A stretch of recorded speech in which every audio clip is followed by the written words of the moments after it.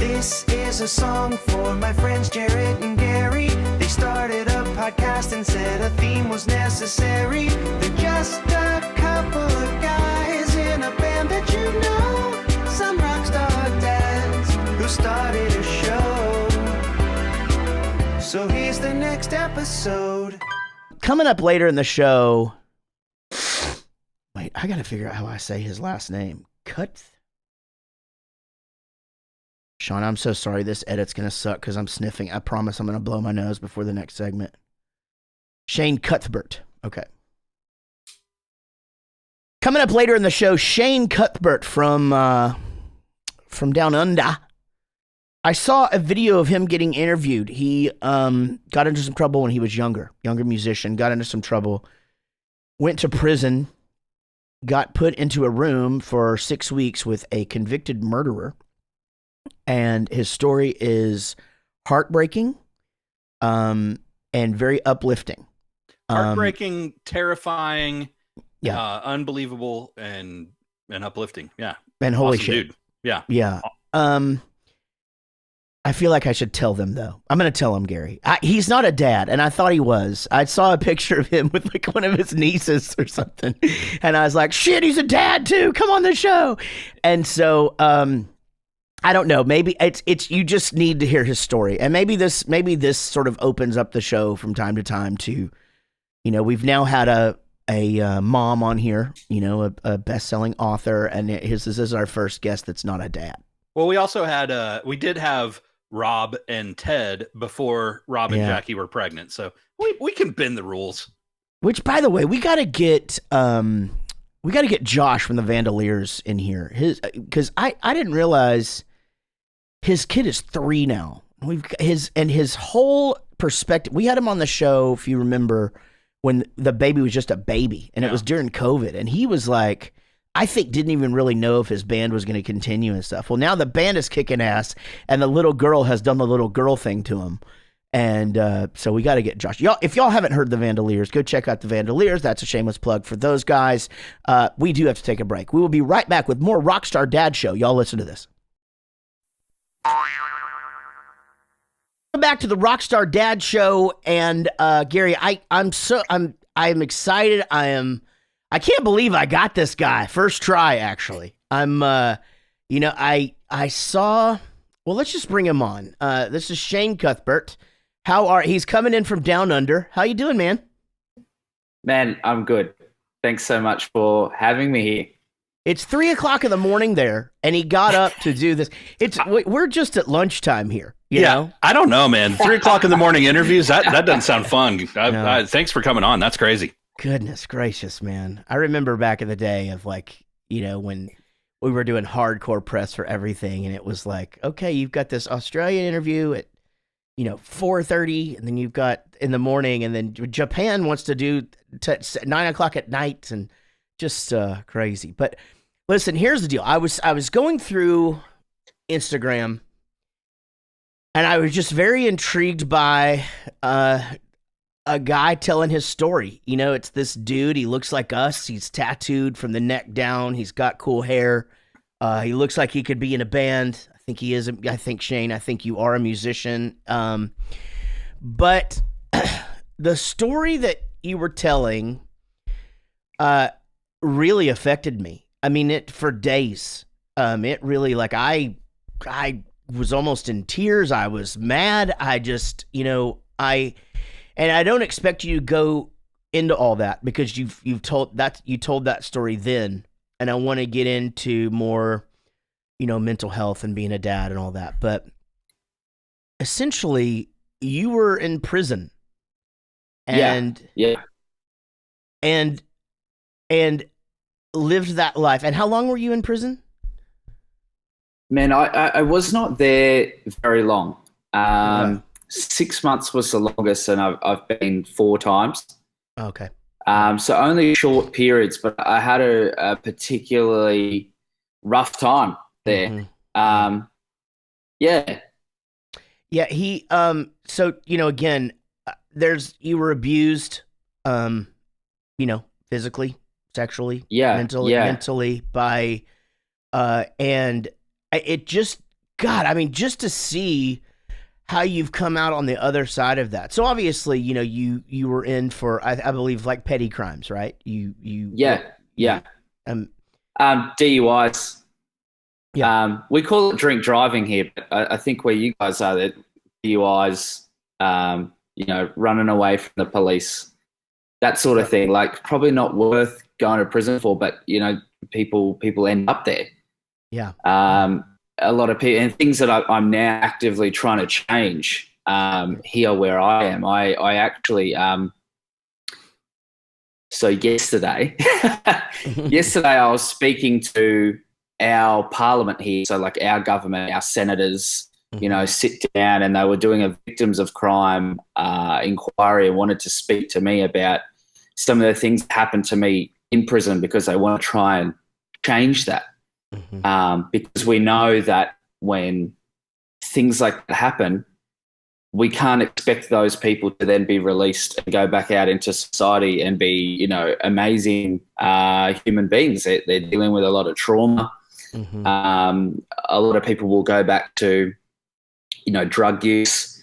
And for me, I was, man, I had a bit of a rough, you know, childhood. Put up a post the other day. Me and my brother, when I was about 5 years old, we were sleeping under a doormat together. And what happened is playing drums saved me. So I played in punk rock bands, and when I was 15 years old, so I was in high school, I got asked to go on my first tour all the way around Australia. So here I am, I'm a 15-year-old kid, not allowed to drink legally. Yeah. You know, I do anything. I'm still a kid, and I'm playing drums in punk bands and traveling around Australia. And I did that for years. Always thought I was going to be a big rock star. It doesn't happen for all of us, unfortunately. But, you know, happy just living that life. And, you know, I got to a point where I was in my early 20s and just wasn't really going anywhere. You know, playing in a lot of bands, and you go from band to band to band, and you know, for the most part, most bands don't make it. You know, you might get some support gigs. You know, we did some really cool stuff, played big venues, did a few festivals, and then I think there's that childhood trauma, but also the depression that sets in. I remember my first tour, I didn't understand what depression was. I was on such a high thinking, you know, here I am, I'm a rock star, I've made it, I'm getting on planes and going to the other side of the country. I could choose whichever girl I wanted to take back to the hotel that night, and you're with all your friends, and you are drinking and partying, and it's all fun. And then you go home. And I remember going home, for me, and a lot of guys that I know, was just such a drag. You know, it was, wow, you've just gone from this ultimate high, and you've got to go home. And if you're lucky, you go out on another tour and another one, you know, and I did for a while, but then it got to the point where it stopped. And that's difficult to deal with. So, you know, I turned to, you know, just really, I didn't really turn to anything. I just kept that lifestyle going as long as I could. So even though I wasn't out on tour, I was going out partying, drinking, drugging. Well, I mean, smoking. that's honestly, that's what happens, right? I mean, that, you know, we're given this life of excess, and you give it early on, as you said. You know, you don't have any money in those days, but you've got all the alcohol you want. You know, if you want drugs, you got them. If you want members of the opposite sex or the same sex or whatever, that's there. Really, whatever you want. You know, if you need a place to stay, you got a bed to sleep in. You know, and when you come back home from that, you know, and you don't have some sort of system in place, you know, to keep you grounded. I think that's what happens to a lot of people, and no matter what the level is, you know.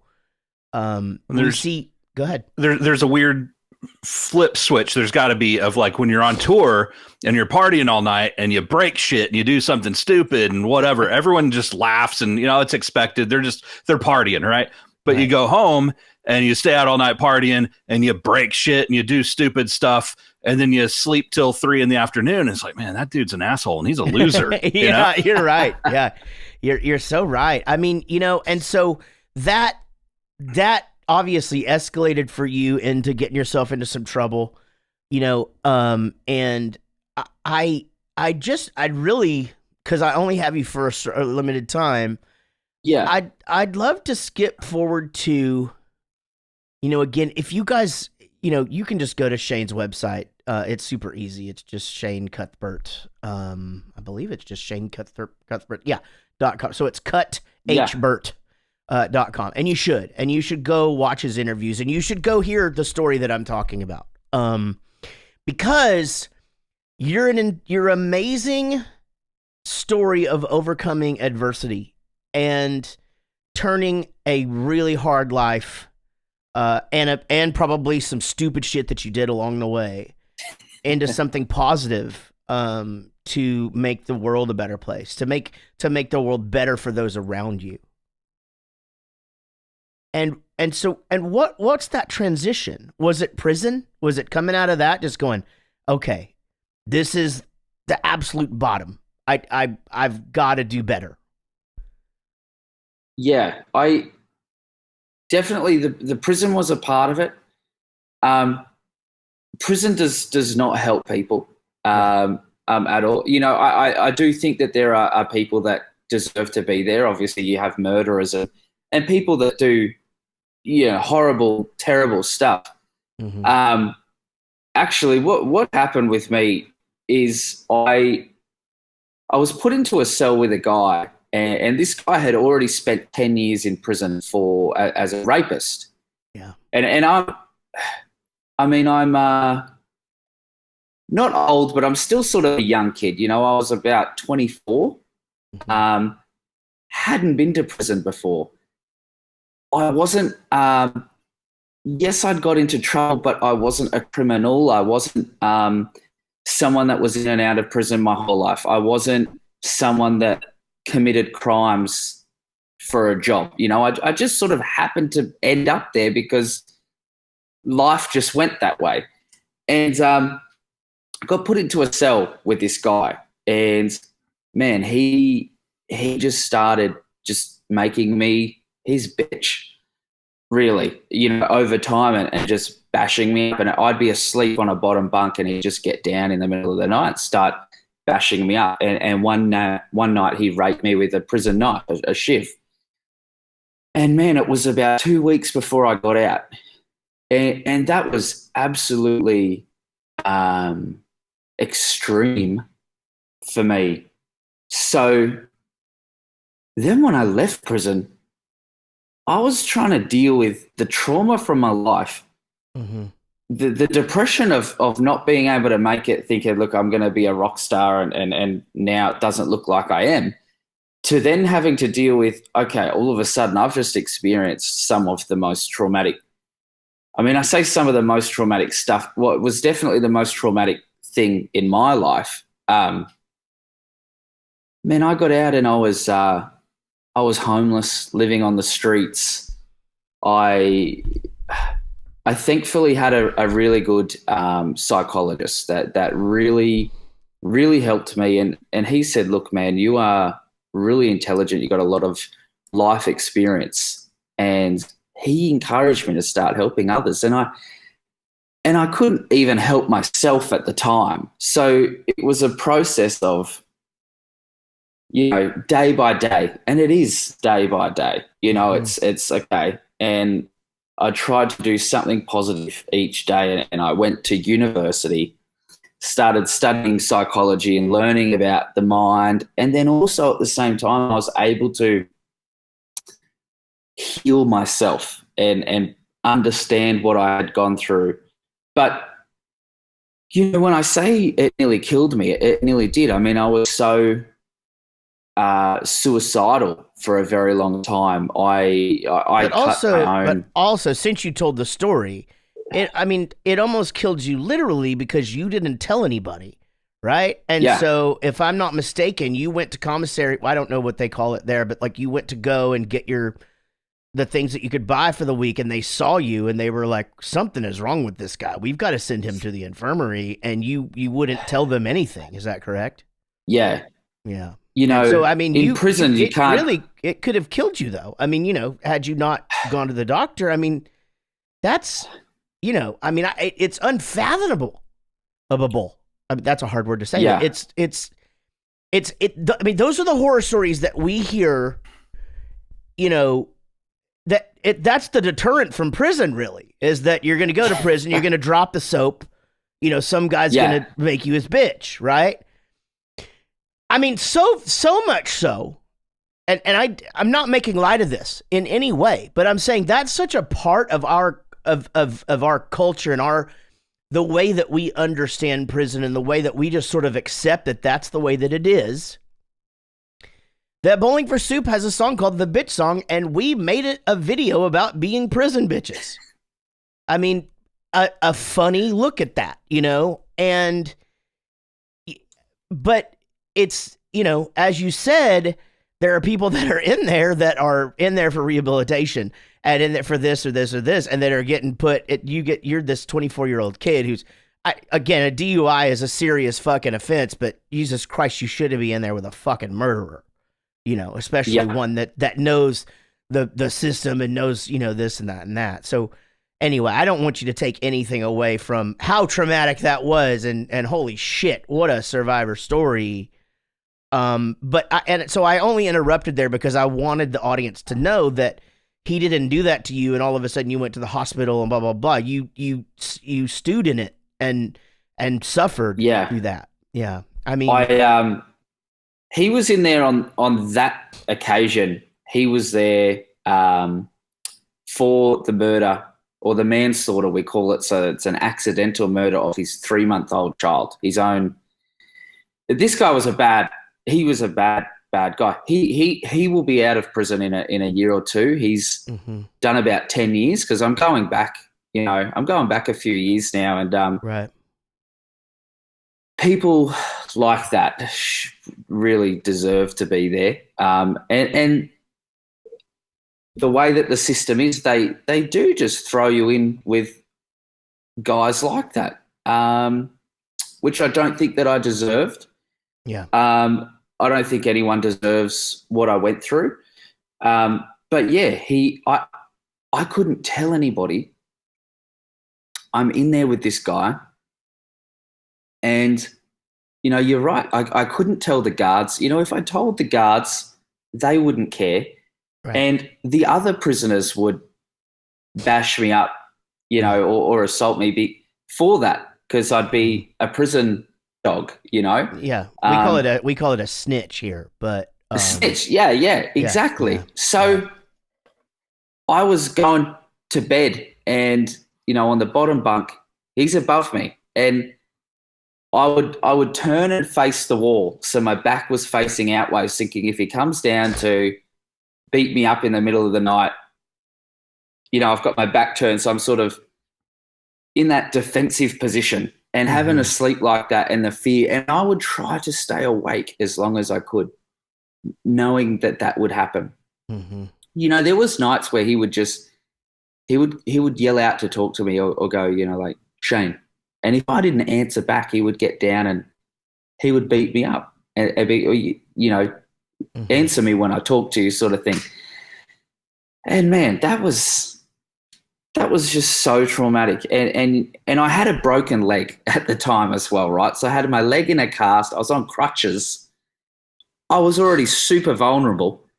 And you're right. The guards one day said, "Hey, mate, we've got to take you to the hospital because you've got to get an X-ray on your leg. We want to know if we can take the cast off." And I said, "I can't go." They said, "What do you mean?" I said, "Well, I'm not allowed to go." They said, "We are the guards. We tell you what to do. You can't tell us what to do."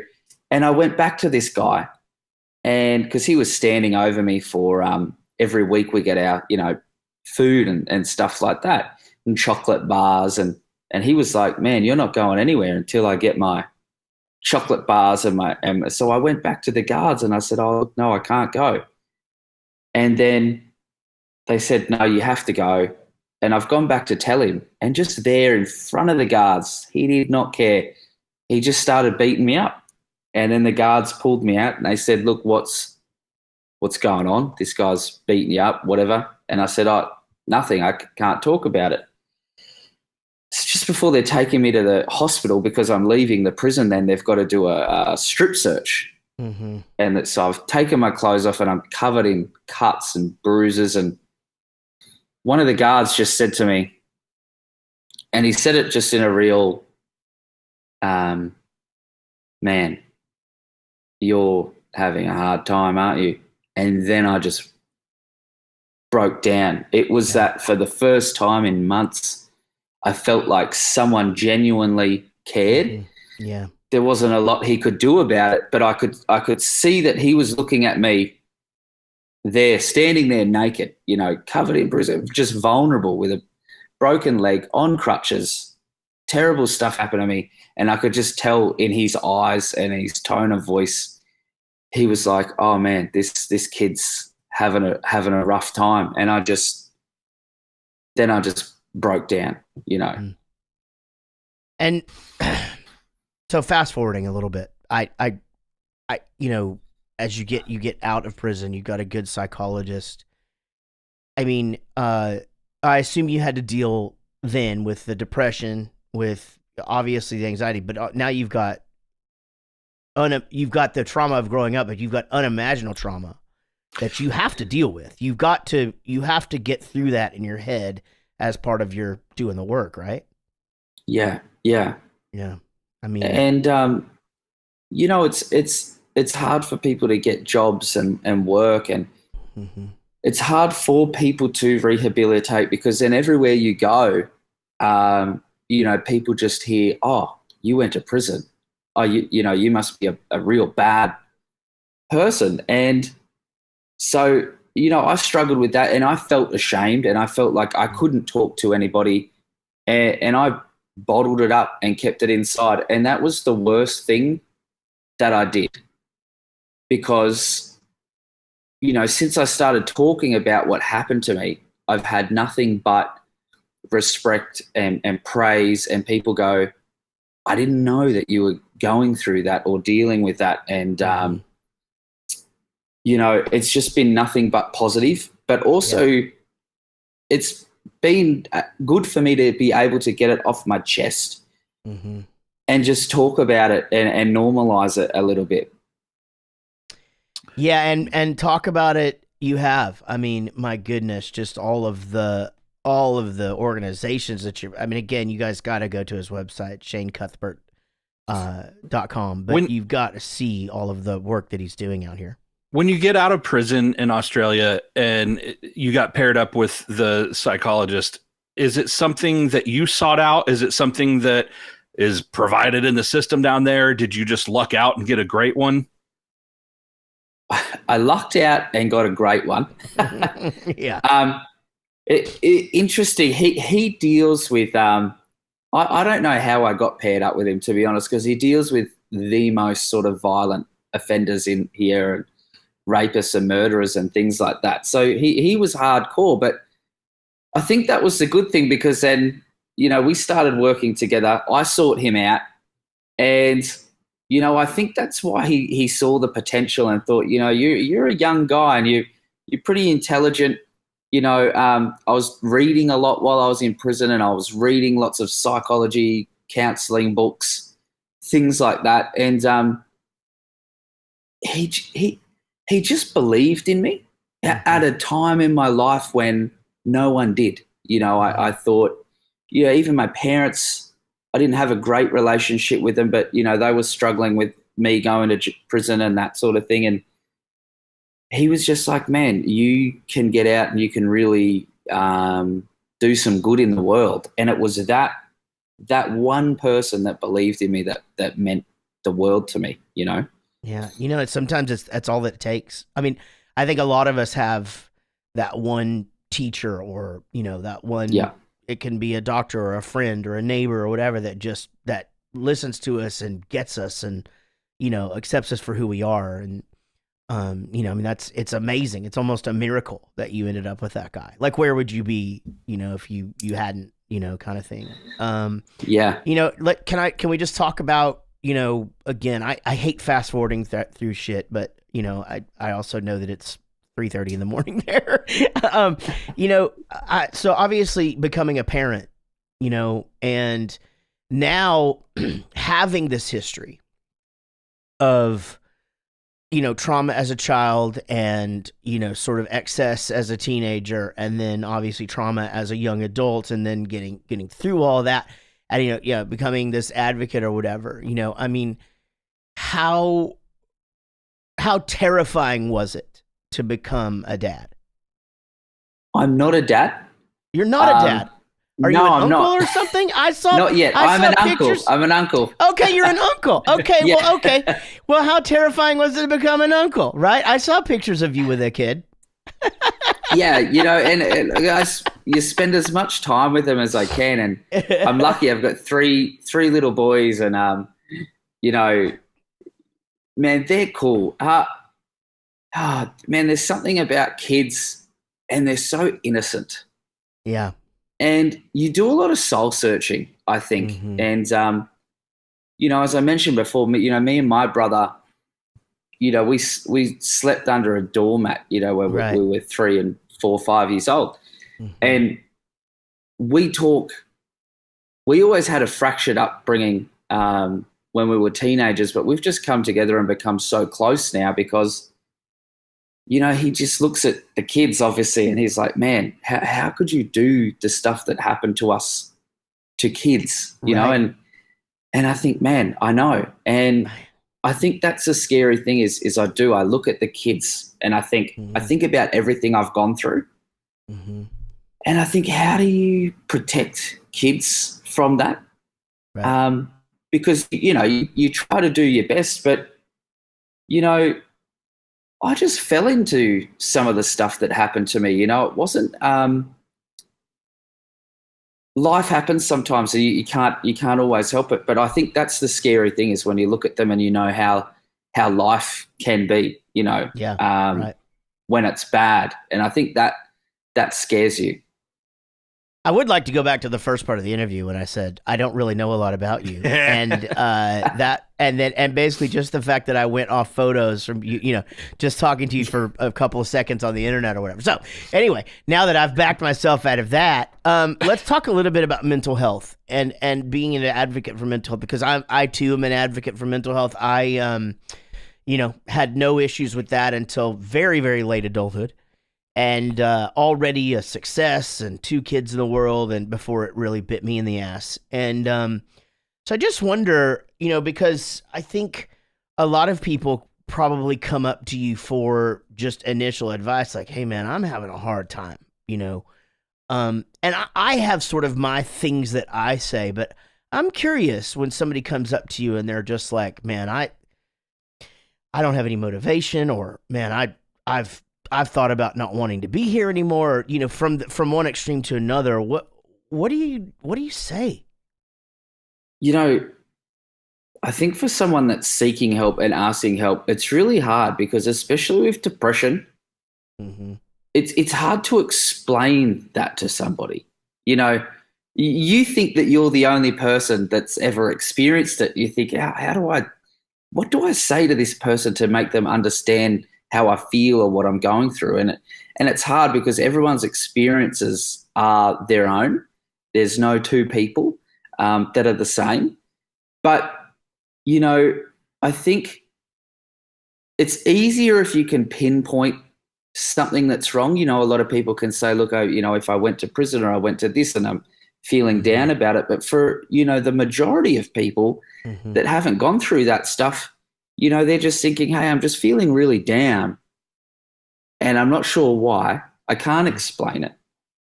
And I think that's what's difficult, because I know, like, as a psychologist, we have to go and repack what's happened for you in the last 20, 30 years, and usually it's a series of Right. little things that have happened that you might not think is a significant event, but you know, it adds up. And man, I think people feel open talking to me and reaching out for help because, I mean, on my social media and things, I'm so open about my own story. And I think that gives them the courage to sort of say, hey, man, I've been following you for a while and know a bit about your story, and I'm really struggling with something. How did you overcome it? You know, Sure. I get that asked a lot. Yeah. And that's the thing. and You're so everyone's- right, though. It's like, you know, you can't, I love the fact that you said you can't tell somebody what's wrong. It's not like, again, it's not like if you stub your toe and somebody's like, what's wrong? You're like, well, I stubbed my fucking toe.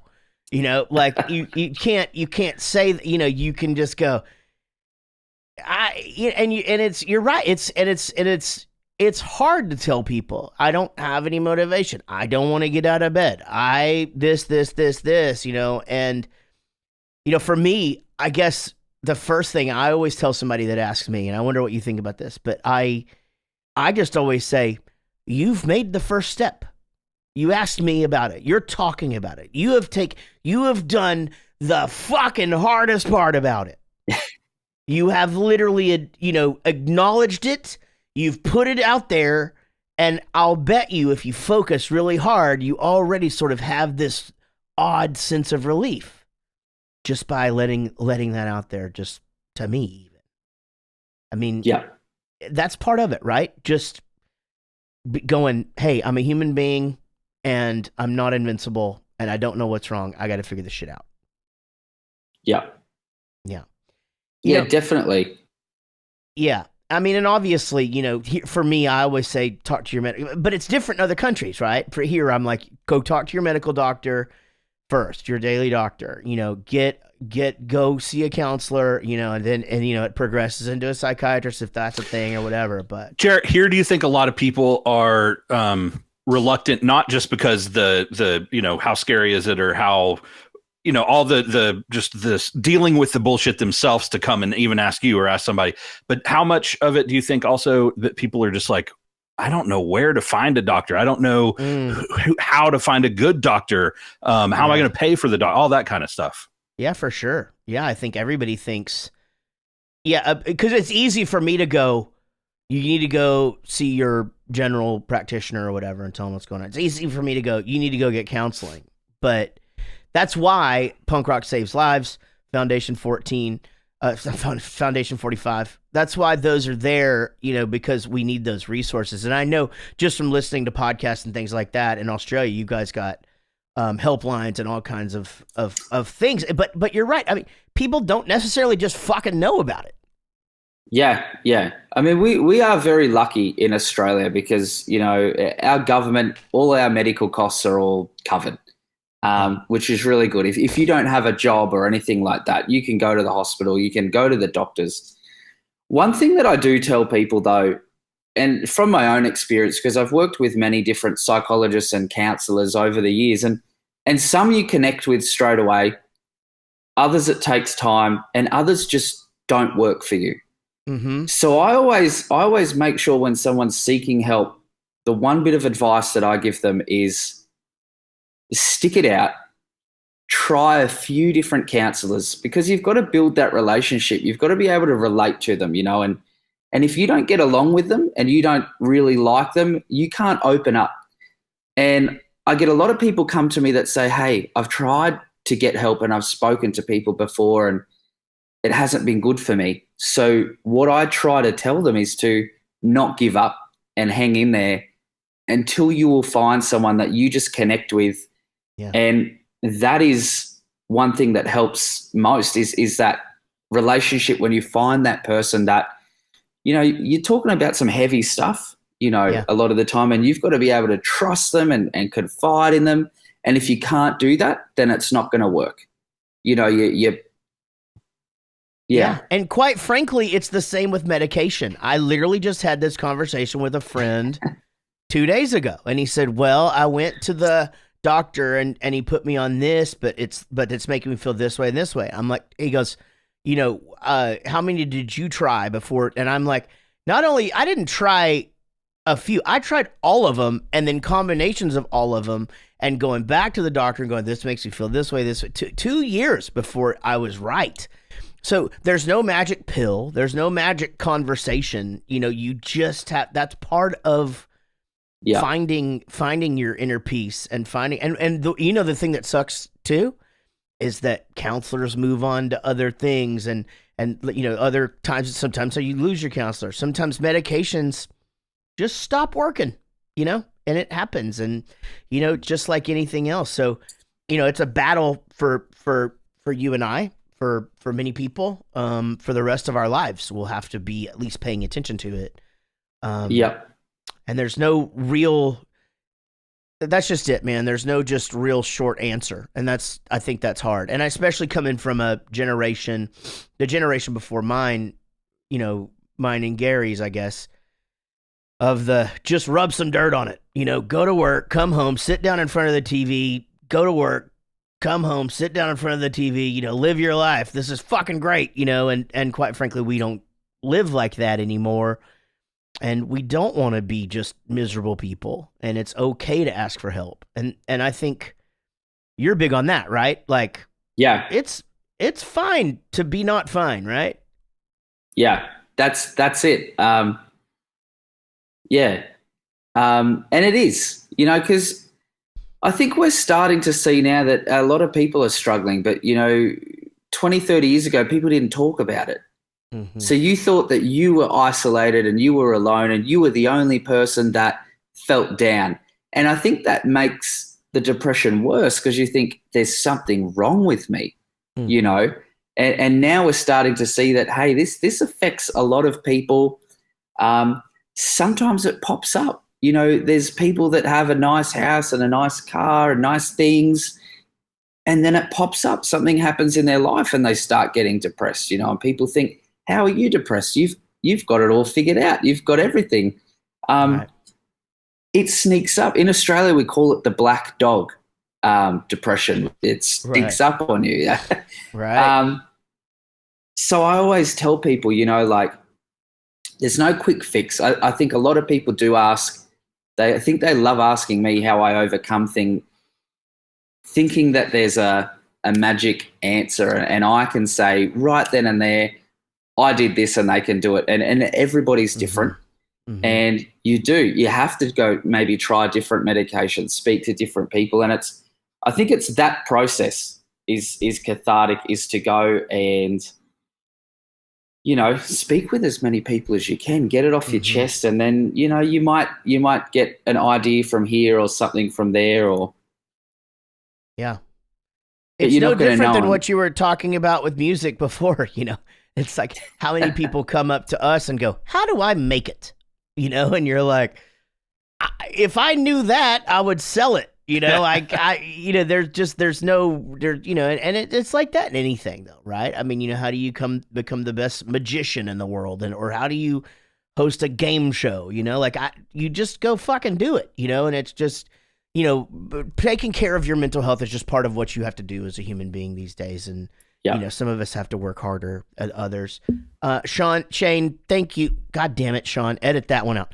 Shane, thank you so much for getting up at 3:00 in the morning. And I just am such a fan of yours for just putting yourself out there for, honestly, just for the benefit of other people. And I just think the world of you, man. And I'm glad we got to meet. And you guys head to Shane Cuthbert. It's CUTHBERT.com. And you can see all of the shit that he's up to and where he works. I mean, the guy speaks in front of the government and stuff. It's freaking crazy. You're just, but you're a good one, dude. And we really, really appreciate you being on the show. Man, thanks, guys. Thanks so much. This is a song for my friends Jaret and Gary. They started a podcast and said a theme was necessary. They're just a couple of guys in a band that some rock star dads who started a show. Until the next episode.